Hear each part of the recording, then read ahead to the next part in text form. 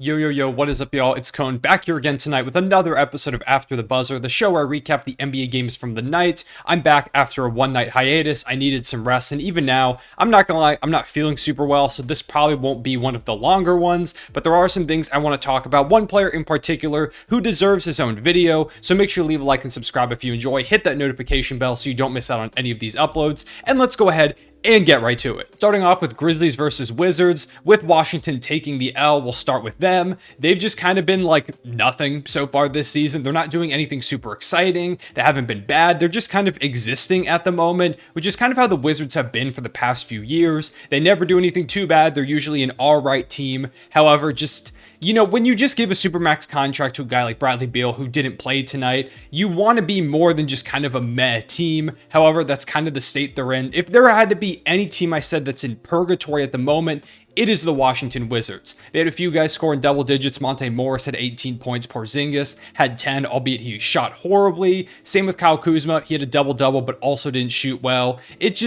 Nothing too much going on for them. Rui looked good. He had 15 points. Their rookie, Johnny Davis, has been horrific so far. He's not even playing right now. He's back in the G League, and even then, he's coming off the bench. So right now, Washington's kind of struggling. However, the Grizzlies have been very exciting. They've been the opposite of meh. This is a team that I thought was going to fall off a bit to start the season without Jaren Jackson Jr. However, they're currently sitting at 7-3, their best start since 2014, and they look phenomenal. Of course, led by John Morant, who had 23 points, 9 rebounds, and 6 assists in this game, albeit on just 9 of 27 shooting. He really struggled to score the ball consistently, so credit to the Wizards for getting some stops. Brandon Clark had 16, 5, and 1. He's been great stepping up for them in the absence of Jaren Jackson Jr., who should hopefully be back soon. I believe he's back playing 5-on-5s now. We're starting to run some drills, which indicates maybe he could return prior to 2023, which would be awesome. It'd be cool to see him come back and see this Grizzlies team get to full strength because they've been dominant even without him. However, the topic of the video today is Desmond Bane. He's a guy that coming into this season really needed to step up if the Grizzlies were going to avoid regression. Last year, he probably should have won Most Improved Player, but his teammate John Morant got the award. However, he gave it to Desmond, so he's kind of like a partial owner of that award, and he's kind of making a case to win it again this year. That's how good he's been. In this game, he had 28 points, 3 rebounds, and 4 assists on 9 of 16 shooting, 4 of 8 from 3, playing solid defense. He is an all-around monster, and I think he's kind of flying under the radar. I personally know about him, of course, watching all these games, but if you're more of a casual viewer, you might not know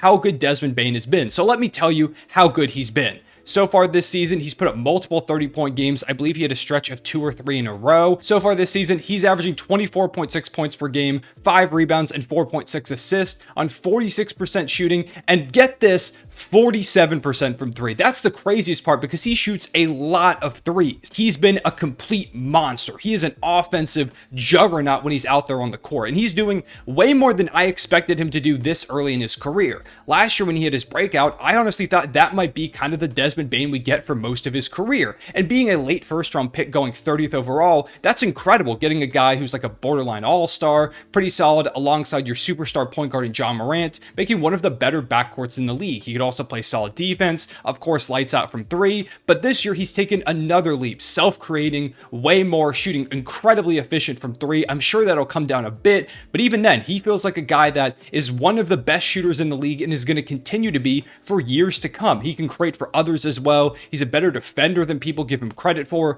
Desmond Bane just does a bit of everything, and he and John Morant have formed one of the most dynamic young backcourts in the league, alongside others in the NBA like Darius Garland, Donovan Mitchell, DeJounte Murray, and Trae Young. There are so many great backcourts, and this one is one of the best, which you wouldn't have expected a few years ago when you just looked at it. If I gave you those options, you probably wouldn't have picked them to be in the conversation. However, here they are, not just because of John Morant carrying, but because Desmond Bane is a real high-level contributor, and he is really proving a ton of people wrong. Back in the 2020 draft, Desmond Bane was looked at as a pretty safe pick, a player that could go out and just be a solid role player for most of his career, maybe had a bit of upside to become more, but beyond that, it didn't seem like there was much more going on, or at least that's what scouts thought. However, Memphis took a look at him and said, hey, we see the high-level shooting potential in him, we think he could be more, and they took him 30th overall. That's the only reason he fell to them. In addition, he was old. He was 22 years old at the time of getting drafted, and more now than ever, NBA teams look at age heavily when drafting guys. If there's a guy that is 19 years old and they see high upside, they're going to take him over a well-established guy like a Desmond Bane who's 22 years old, even though the signs were immediately there that Desmond Bane would be a high-level contributor. Of course, him becoming now an all-star caliber player was probably out of most people's view. However, he was clearly going to be a good player in this league, and when you put him in a system like Memphis, who are one of the best franchises at growing and developing players, it's just a recipe for success. So Desmond Bane is proving all those people wrong that thought he was too old, thought he didn't have enough upside, thought that his wingspan was going to hurt him from being a positive defender. He is one of the only players in the NBA with a shorter wingspan than his height. However, he's still able to be a really solid defender. He is proving basically everything wrong that people thought about him prior to the draft, and he's breaking that mold of older players not being as high level or not having as much upside as these younger players. So I'm hoping that now that kind of shifts the narrative and we see some of these older guys that can still be high level contributors going earlier and not falling in the draft ridiculously far to the point where it's like basically a no-brainer at that point. Desmond Bane is breaking the mold, and he is really revolutionizing the future for this Grizzlies team. I thought they were still going to need another star to bring in someone to become true championship contenders, but now with Ja Morant being a superstar caliber player, Desmond Bane becoming a high-level all-star, he's averaging like 25 points per game on ridiculous splits. He is a bona fide all-star at the moment. You bring in Jaren Jackson Jr., bring in some of those other young guys, and maybe you could even package some of them down the line to bring in a third all-star caliber player, or Jaren Jackson takes that leap. Regardless, having a player like Desmond Bane alongside Ja Morant accelerates their timeline and moves them from, hey, you know, they're kind of on the cusp of being contenders to potentially being bona fide championship caliber team this season, which is perfect because the Western Conference is wide open right now. There are no true juggernauts in the West. In the East, you've got like the Milwaukee Bucks. In the West, it is completely wide open. I have no idea who's going to take the Western Conference. Early championship favorites like the Clippers and the Warriors have been disappointing. Even the teams that, you know, haven't been super disappointing but don't look as good, like the Denver Nuggets, could still be there. But when you're a team like the Memphis Grizzlies, this is your time. And having a guy like Desmond Bane allows you to take advantage of that opportunity. So basically, if you haven't been paying attention to Desmond Bane, you should, because he's one of the most fun players to watch in the game of basketball. In other news, the Cavaliers took down the Lakers, now moving to 8-1 on the season. They are an incredible team. Donovan Mitchell and Darius Garland continue to be phenomenal. Garland had 24, 4, and 7. Donovan Mitchell had 33, 5, and 2. Kevin Love had a double-double. It's one of the deepest teams in the league, led by one of the best backcourts in the league. There's very few teams that can stack up to them right now. For the Lakers, Russell Westbrook played pretty well off the bench with 19, 3, and 10. However, he had a lot of turnovers down the stretch that ultimately led to a lot of snowballing for the lead, so that is something he needs to cut down on. But also the Lakers just suck in third quarters. If you remember a few years ago, the Warriors were notorious for destroying teams in the third quarter. The Lakers are like the exact opposite of that. They just seem to collapse after halftime. LeBron and AD both had solid performances, but all around, they took the L, and now they fall to, I believe, 2-7. If they don't make trades soon, they're basically going to be out of the playoff picture in like a month. Then we had Jazz versus Clippers, with Utah getting another win, now moving to 8-3 on the season, right behind Phoenix for the first seed in the West.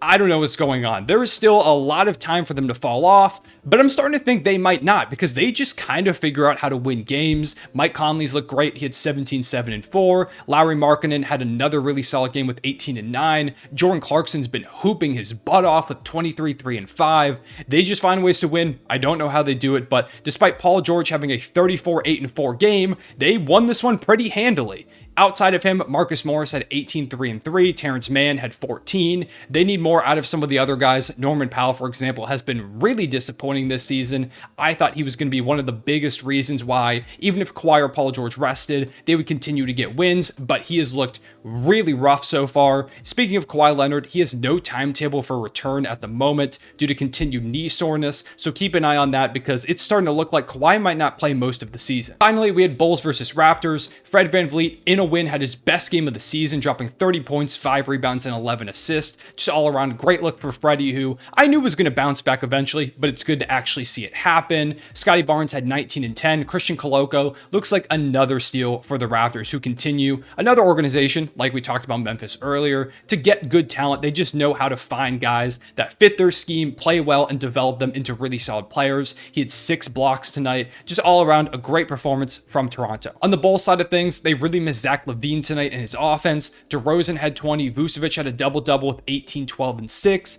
They just needed more of a scoring punch, especially when you've got guys like Alex Caruso who shot 1 for 11. Although, give him credit, he did get a double-double with 11 rebounds and 11 assists. One of the most unique stat lines I've ever seen. However, they just need his scoring punch. They needed more consistency out of some of the other guys, and the Raptors' length and ability to just contest literally everything while Koloko was blocking shot after shot at the rim. You're just not going to get a win that way. And those are all the games for tonight's slate. Go ahead and let me know your biggest takeaways down in the comment section below. And as always, let me know what you think about your favorite team so far. Leave a like and subscribe if you enjoyed. Hit that notification bell so you don't miss out on any of these uploads. Appreciate y'all watching. I'll see y'all later. Real one safe back.